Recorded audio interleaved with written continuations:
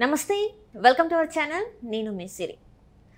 మన ఇంట్లో కానీ అంటే ఎక్కడైనా వేడుక చేసుకోవాలంటే ఖచ్చితంగా మనం ఒక బ్రాహ్మణుని అయితే కలిసి అంటే ఏ టైంలో చేసుకోవాలి, ఏ రోజైతే బాగుంటుందని అడిగి ప్రతి ఒక్క మన ఇంట్లో జరిగే ఒక శుభకార్యమే కావచ్చు, అది ఏదైనా కావచ్చు, వాళ్ళకు ఒక ప్రత్యేక స్థానము కల్పిస్తాం మన జీవితాలలో. కానీ ఇప్పుడు అలాంటి పురోహితుడిని అవమానిస్తున్నారు.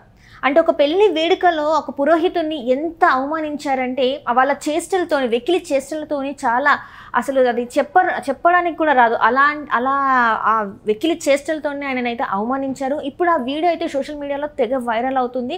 అసలు ఎటుపోతుంది మన సమాజం? హిందూ సాంప్రదాయంలో పౌరోహిత్యానికి, పురోహితుడికి ఎంతో విలువ ఉంది. కానీ ఈరోజు ఉన్న యువత ఎందుకు ఇలాంటి అంటే ఈ వెకిలి చేష్టలు చేస్తుంది ఏంటి?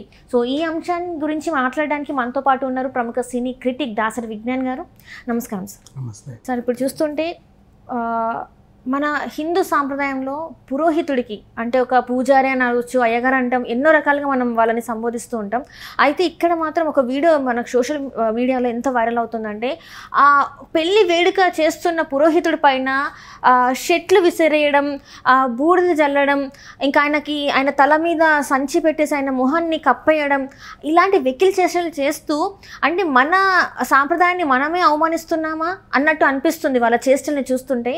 అది అసలు ఎంతవరకు సబబ్ అంటారు? ఇప్పుడున్న యువతకి అసలు ఏమైపోతుంది? వాళ్ళు అసలు ఎలాంటి దారిలో వెళ్తున్నారు ఏంటి? అసలు దీన్ని అసలు ఎలా చూడాలి? ఈ కొత్తపల్లి మండలం మూలాపేటలో మొన్న 12వ తారీఖున జరిగిన పెళ్ళి, ఎర్లీ మార్నింగ్ పెళ్ళి అన్నమాట. అయితే సాధారణంగా మామూలుగా పల్లెటూర్లలో ఏంటంటే ఈ పెళ్ళిళ్ళు జరిగితే అక్కడ పురోహితుడే పెద్ద మనిషి, వాళ్ళ ఇంట్లో కూడా కాదు. యాక్చువల్గా పిల్లల్ని లేపండి అనడం, తొందరగా అది రెడీ చేయండి, ఇది రెడీ చేయండి అని కంగారు పెట్టడం, ముహూర్తం దాటిపోతుందేమో అని ఆయన తంటలు ఆయనకు ఉంటాయి. వీళ్ళు ఏంటంటే పాపం వీళ్ళు కూడా జర్నీలు చేసి వస్తారు కాబట్టి తాపీగా పడుకుంటారు, లేవరు. అంటే అప్పుడప్పుడే దిగుతారు కదా, 3-4 రోజులు ముందు వచ్చి ఉండే అంత ఫెసిలిటీ ఆ హౌసెస్కి ఉండవు, ఆ కెపాసిటీ. వాళ్ళు 3 రోజుల క్రితమే 4 రోజుల క్రితమే వస్తే వాళ్ళందరికీ అకామిడేషన్లు ఇవ్వలేరు వీళ్ళు. సరిగ్గా రేపు తెల్లారంగా పెళ్ళి అనే టైంలో ఒకరోజు ముందు ఎక్కడెక్కడి నుంచో జర్నీలు చేసి వస్తారు, అక్కడ ఇక్కడ వీళ్ళ సామాన్లు పెట్టుకొని అలా ఒరుగుతారు. ఆ టైంకి లేపితే లేవలేరు జనరల్గా బేసిక్లీ. కానీ పంతులు మాత్రం చాలా స్ట్రిక్ట్గా ఉంటారు, ముహూర్తం అయిపోయేలోపు అన్నీ కావాలి ఆయనకి రెడీగా. సో అలా అందరినీ హడావిడి చేస్తూ, పైగా కొంచెం సీనియర్ పంతులే ఈయన, బాగా హడావిడి చేస్తే అందరినీ అదుపులో ఉంచుకుంటూ టైం టు టైం అది ఇది చేస్తే అక్కడ ఉండే ఆకతాయిలు పిల్లలకి మండింది. అసలు వీడి వల్లే కదా మమ్మల్ని ఇంత పొద్దున్న లేపి ఇంత హడావిడి చేశారు మొత్తం, అసలు దానే ఆ పిల్లల గ్రూపు.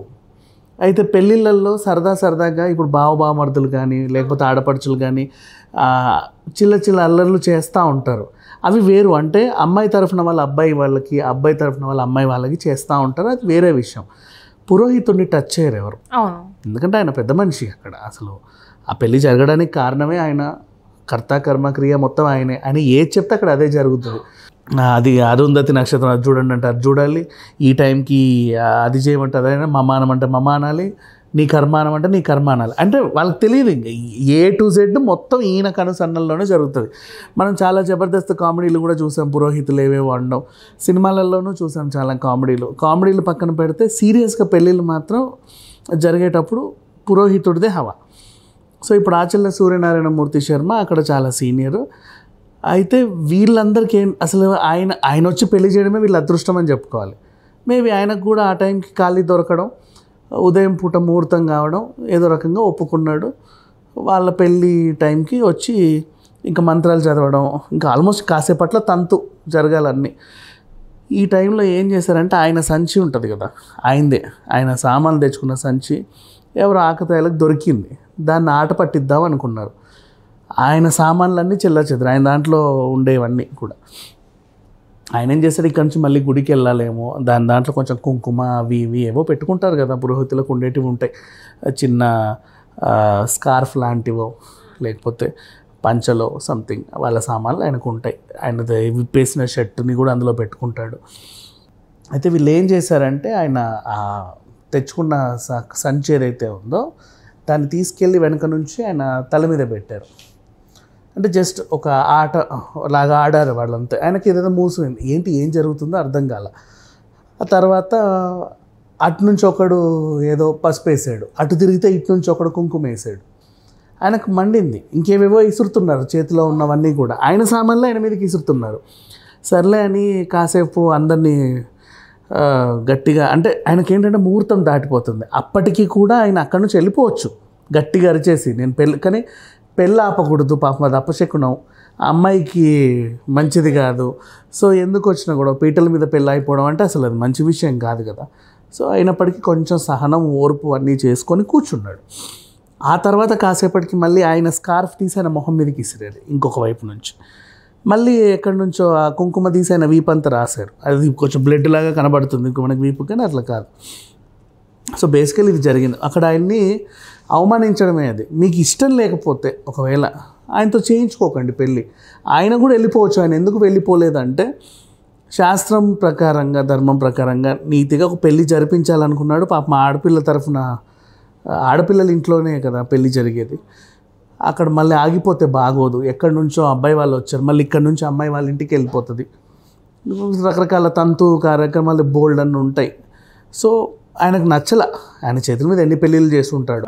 ఇప్పుడు మొన్న ఈ మధ్య కాకినాడలోనే ఆ టెంపుల్లో ఒక పురోహితుడిని ఒక పార్టీ కార్యకర్త వచ్చి ఏదో హడావిడి చేస్తేనే మనం అయ్యో ఏంటిది ఇలా జరిగింది అనుకున్నాం. అది మరొక ముందే ఇప్పుడు ఈ కొత్తపల్లిలో ఇది. బేసికలీ మనకు నచ్చకపోతే ఏదైనా సరే మనం దాన్ని అక్కడి నుంచి మనం వెళ్ళిపోవడం అన్నా జరగాలి. ఆయన వెళ్ళిపోయే పరిస్థితి లేదు అక్కడ, ఎందుకంటే ఆయన ఉండాలి కంపల్సరీ. నీకు వాళ్ళు నచ్చల వెళ్ళిపోవచ్చు. కాకపోతే ఈ పేరెంట్స్ కూడా వాళ్ళ పిల్లల్ని కంట్రోల్ చేయలేకపోవడం, పీటల మీద ఉన్న పెళ్లి కొడుకు పెళ్లి కూతురికి ఏం అర్థం కాకపోవడం, ఆ పెళ్లి కొడుకు ఏం అర్థం కావట్లేదు. వాళ్ళ ఊరికి వచ్చాడు ఆయన, అక్కడ పెళ్లి చేసుకుంటున్నాడు, ఇక్కడ నుంచి అమ్మాయిని పట్టుకెళ్ళాలి. అది ఊరే ఇంటి మధ్యలో దగ్గరే జరుగుతుంది, వాళ్ళ ఇంట్లోనే అదంతా కూడా జరిగేది. సో మార్నింగ్ పెళ్ళిళ్ళు జరిగినప్పుడు అంతే హడావిడి ఉంటుంది ఎక్కడైనా సరే. ఇప్పుడు అంతెందుకు, మొన్న మనం సీతం వాకిట్లో సిరిమల్ల చెట్టు సినిమా చూసామా, అది కూడా ఎర్లీ మార్నింగ్ పెళ్ళే కదా. అందరినీ లేపడం, హడావిడి చేయడం, ఎంత హడావిడి. సినిమాలో మనం చూస్తేనే అయ్యో అబ్బా ఇంట్లో ఉంటుందా అనిపిస్తుంది. మనం కూడా చాలా పెళ్ళిళ్ళకి వెళ్ళాం, మన ఇళ్ళల్లో కూడా చాలా పెళ్ళిళ్ళు జరిగాయి, చూసాం. అది ఎర్లీ మార్నింగే కావచ్చు, మిడ్ నైటే కావచ్చు, వాట్ ఎవర్. ఆ హడావిడికి ఆ చుట్టాలు తట్టుకోగలగాలి, ఆ పిల్లలందరినీ కూడా వాళ్ళు కంట్రోల్ చేయాలి. ఆ టైంకి గడగడు లేపేసి చల్లనీళ్ళ స్నానమే చేస్తారు, బాత్రూంలో ఎక్కడ వెళ్ళాలో అర్థం కాదు, ఎక్కడికో వెళ్తారు, ఏవేవో చేస్తారు. మొత్తానికి రెడీ అయ్యి అక్కడ ఉండాలి ఆ టైంకి. ఆ ఫోటోలకి నవ్వుకుంటూ ఫోటోలు ఇచ్చేసి సరిపోతుంది. ఇక అక్కడ తతంగం అయిందా మధ్యాహ్నాలు బయలుదేరడమో లేకపోతే ఇంకేదో ఉంటుంది, వీళ్ళు ఇంటికి వెళ్ళాక రెస్ట్ తీసుకోవచ్చు. కానీ అలా కాకుండా బేసికలీ వీళ్ళు ఏం చేస్తున్నారంటే ఆ పురోహితుని అవమానించడం. ఇప్పుడు చాలామంది ఖండిస్తున్నారు దీన్ని ఇంటర్నెట్ వేదికగా. కోన వెంకట్ లాంటి వాళ్ళు, హరిశంకర్ లాంటి వాళ్ళు, ఇప్పుడు మనమైనా సరే ఎవరైనా సరే ఆల్మోస్ట్ ట్విట్టర్లో ఆ వీడియో పెడితే చాలామంది స్పందిస్తున్నారు దానికి. అసలు నాకు ఇక్కడ అర్థం కాని విషయం ఏంటంటే ఇంత జరుగుతున్నా కూడా అక్కడ ఎవరు కూడా ఆ పిల్లల్ని అడ్డుకోవడానికి, పేరెంట్స్ అనే కాదు ఎవరైతే పెద్దవాళ్ళు ఉంటారో వాళ్ళు కూడా ఎవరు అడ్డుకోవడానికి ప్రయత్నించినట్టు అనిపించట్లేదు. అంటే అక్కడ విషయం ఏంటంటే అది అబ్బాయి తరఫున పిల్లలో తెలియదు, అమ్మాయి తరఫున పిల్లలో తెలియదు. కొత్తగా పెళ్ళి అవుతుంది అప్పుడప్పుడే వాళ్ళు పరిచయాలు చేసుకుంటున్నారు జనాలని. అది ఎర్లీ మార్నింగ్, రాత్రులు దిగారు, పొద్దున ఇంకా ఒకరినొకరు పరిచయం చేసుకోకముందే పెళ్ళి అయిపోతుంది. నీకు సిచ్యువేషన్ అర్థమైందా? ఇప్పుడు అదే ఒక 12 o'clock ఆఫ్టర్నూన్ పెళ్ళిళ్ళు చూసాం మనం, ఫాలోడ్ బై లంచ్ పెళ్ళిళ్ళు. 11:30కి 12కి ముహూర్తాలు ఉంటాయి, ఫాలోడ్ బై లంచ్ 3 గంటల వరకు. అందరూ ఒకరినొకరు మంచి ఎనర్జెటిక్గా ఉంటారు కాబట్టి ఒకరినొకరు పలకరించుకోవాలని అన్నీ చూస్తాం. ఇక్కడ అట్లా కాదు. ఈ ఎర్లీ మార్నింగ్ పెళ్ళిళ్ళలో చాలామందికి ఏంటంటే సహనాలు దెబ్బతింటూ ఉంటాయి. అంటే అది తప్పే, అఫ్కోర్స్ అలా జరగకూడదు. కానీ అంటే ఎక్కడెక్కడి నుంచో రాత్రుల్లో వస్తారు, వాళ్ళ సామాన్ ఎక్కడుందో కూడా వాళ్ళకి తెలియదు. అంటే మొహాలన్నీ ఎప్పుడు ఇంత చోటు దొరికితే అక్కడ పడుకుందామా అనే ఉంటుంది, అంత జర్నీలు చేసి వచ్చిన తర్వాత. సో పడుకుంటారు. ఆ నిద్రని పూర్తిగా అనుభవించక ముందే వాళ్ళని లేపేస్తారు. లేపిన తర్వాత అంటే వాళ్ళకి అలవాటు పడతారు. పెద్దవాళ్ళంటే ఓకే, వాళ్ళ పెళ్ళిళ్ళు జరిగినప్పుడు కూడా వాళ్ళు అనుభవించి ఉంటారు. ఈ పిల్లల్ని హడావిడిగా రెడీ చేయిస్తూ ఉంటే ఇంకా ఏంటి అది చేయండి అని ఉంటుంది కదా. వీళ్ళందరినీ వాళ్ళ మొహమాటాలు వాళ్ళని కంట్రోల్ చేయలేవు. ఏ మొహమాటాలు? గబుక్కునంటే ఎవరేమనుకుంటారో ఎవరు తెలియదు కదా. అబ్బాయి తరఫున చుట్టాలు ఉంటారు, అమ్మాయి తరఫున చుట్టాలు ఉంటారు. గబుక్కునంటే ఎవరేమనుకుంటారో అనే వీళ్ళకి భయం కొంచెం ఉంటుంది, ఆ హెజిటేషన్ ఉంటుంది. పంతులకు అవి ఉండవు కాబట్టి, అందరూ ఒకటే కాబట్టి అందరికి అది మా ఇస్తాడు. సరిగ్గా చేయండి, అటెళ్ళండి ఇటెళ్ళండి, ఏమ్మా నువ్వు ఇంకా ఇది లేదా, ఇంకెప్పుడు రెడీ అవుతావు నువ్వు, త్వరగా అది తీసుకురండి ఇది తీసుకురండి, ఆ హడావిడంతా వీళ్ళు చేస్తారు. అప్పుడు ఇప్పుడు మనకి జనరల్గా ఏదైనా ఆఫీస్లో అందరినీ కంట్రోల్ చేసే మేనేజరే విలన్ అందరికీ. మన మేనేజర్ గారు వచ్చాడు రా అంటారు. స్కూల్ పిల్లలకి ప్రిన్సిపలే విలన్, కానీ వాళ్ళే కంట్రోల్ చేసే వాళ్ళు యాక్చువల్గా. యజమానులు ఎప్పుడు వాళ్ళకి విలన్లుగానే ఉంటారు, ఎందుకంటే వాళ్ళు పని చెప్తారు, స్ట్రిక్ట్గా ఉంటారు కాబట్టి. ఈ పెళ్ళిళ్ళలో కూడా ఉదయం జరిగే పెళ్ళిళ్ళలో ముఖ్యంగా పురోహితులే విలన్లు వాళ్ళకి.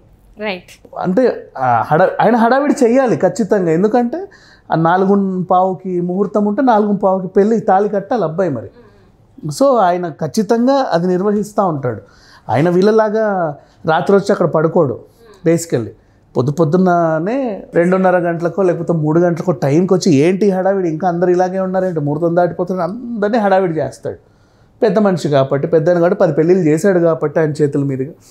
గుళ్ళల్లో కూడా అంతే కదా, స్ట్రిక్ట్గానే ఉంటారు వాళ్ళు. అమ్మ నడు తొందరపో అని ఎందుకంటారు అంటే, నీలాంటి వాళ్ళు ఇంకో 10 మంది వచ్చారు కాబట్టి వాళ్ళందరికీ నేను 3 గంటలకి తలుపులు మూస్తాం, ఇంకా 300 మంది ఉన్నారు, మరి అందరూ దర్శనం చేసుకోవాలంటే నేను తొందరగా నిన్ను కొంచెం స్ట్రిక్ట్గానే తొయ్యాలి. నువ్వు మాట వినావు, నువ్వు ఎంతసేపు దేవుడు అనుకుంటూనే ఉంటావు, చూసినంతసేపు నీకు చూడాలనిపిస్తుంది, ఎందుకంటే దూరం నుంచి గుడికి వచ్చావు కాబట్టి.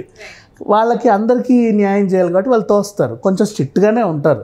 అది మనకు వాళ్ళల్లో విలన్ లాగా చూస్తాం, కానీ మన మంచి కోసమే వాళ్ళు చెప్తారు. ఎందుకంటే ఆ టైంకి ఆడకూతురు పెళ్లి జరగాలనేది ఆయన తపన. నువ్వు ఎంత అవమానించినా అప్పటికి మళ్ళీ కూర్చున్నాడు. లాస్ట్కి మళ్ళీ అదేదో బొంత తీసి మొహానికి వేసి కొట్టారు. సో ఇట్లా ఇది జరిగింది. బట్ ఈ బ్రాహ్మణ సంఘాలు కూడా చాలా సీరియస్ అవుతున్నాయి ఇట్లాంటి విషయాలపైన. ఒక్క పురోహితుడిని, వీళ్ళకేమో స్తోమత ఉండదు, 2-3 పురోహితులు రావాలంటే 2-3కి సంభావన ఇచ్చుకోవాలి కాబట్టి వాళ్ళు పిలుచుకునే అంత ఉండదు, ఒకరినే పిలుచుకుంటారు. మనం అంతే కదా, వ్రతాలకు ఒకరిని పెట్టుకుంటాం, అది కూడా బేరాలు ఇంత తీసుకోండి అంత తీసుకోండి అంటూనే ఉంటాం. సో ఆ రకంగా చూసుకుంటే ఇక్కడ జరిగింది మాత్రం అసలు అంటే సమాజం సిగ్గుపడాల్సిన సిచ్యువేషనే. దీని గురించి మరి అక్కడ వాళ్ళు ఎలా స్పందిస్తారో చూడాలి. అంటే మన ఇళ్ళల్లో ఏది మంచి జరిగినా చెడు జరిగినా, అంటే నేను చెప్పేది ఏంటంటే పెళ్ళిళ్ళు జరిగినా ఒకవేళ చావులు జరిగినా ముందు మనం కనుక్కునేది వీళ్ళ దగ్గరికి ఉరుకుతాం. లైక్ ఏంటంటే ఒక సంబంధం గురించి మాట్లాడాలన్నా, లేకపోతే ఒక పాపో బాబో పుట్టారన్నా, లేకపోతే ఎవరైనా ఇంట్లో చనిపోయారన్నా కూడా వెళ్ళి మరి పలానా టైంకి ఇట్లా అయింది చెప్పండి అని చెప్పి ఫస్ట్ మనం వాళ్ళ దగ్గరికి వెళ్తాం. అలాంటి వాళ్ళకి మనం ఎంతో విలువ ఇవ్వాలి. కానీ ఈ రోజున విలువ ఇవ్వకుండా ఇలాంటి చేష్టలు చేసి వాళ్ళకి ఇక్కడ వీళ్ళు ఏంటంటే మనం అనుకుంటాము అదేంటి పిల్లల్ని అంత ఈజీగా వదిలేశారు, పేరెంట్స్ లేరండి, కంట్రోల్ చేయట్లేదు అంటే ఆ టైంకి వాళ్ళకి కొంచెం లేట్ అయిందేమో, హడావిడి చేయడానికి వీళ్ళే ఉంటారు. తొందరగా అటు పరుగులు తీస్తారు, ఇటు పరుగులు తీస్తారు. నెక్స్ట్ తంతుకు కావాల్సిన అన్ని ఏర్పాట్లు చేయడంలో, దండలు వచ్చాయో లేవా, వచ్చిందా లేదా, అది వచ్చిందా లేదా, ఇవన్నీ చూడడంలో వాళ్ళు బిజీగా ఉంటారు. సో అక్కడ ఆ టైంకి వీళ్ళు యూటిలైజ్ చేసుకొని పిల్లలు దాన్ని అదునుగా తీసుకొని ఆయన్ని అవమానించారు. సో దీని మీద అంటే నెక్స్ట్ ఎలా ఉంటుంది అంటారు? మరి నిజంగా పురోహితుడికి వాళ్ళకి క్షమాపణ చెప్పాలి, అండ్ వధూవరులు ఇద్దరు కూడా దీనికి చెప్పాలి. 2 కుటుంబాలు కూడా ఆయనకు క్షమాపణ చెప్పాలి, అండ్ తగిన రీతిలో ఎంతో కొంత పారితోషికం ఇచ్చుకొని ఆయన కాళ్ళ మీద పడో లేకపోతే ఇంకెప్పుడు ఇలాంటి పొరపాటు జరగదనో బహిరంగంగా క్షమాపణ కోరితే బాగుంటుంది. కానీ ఆ సిచ్యువేషన్ జరుగుద్దా లేదా అనేది మాత్రం వేచి చూడాలి.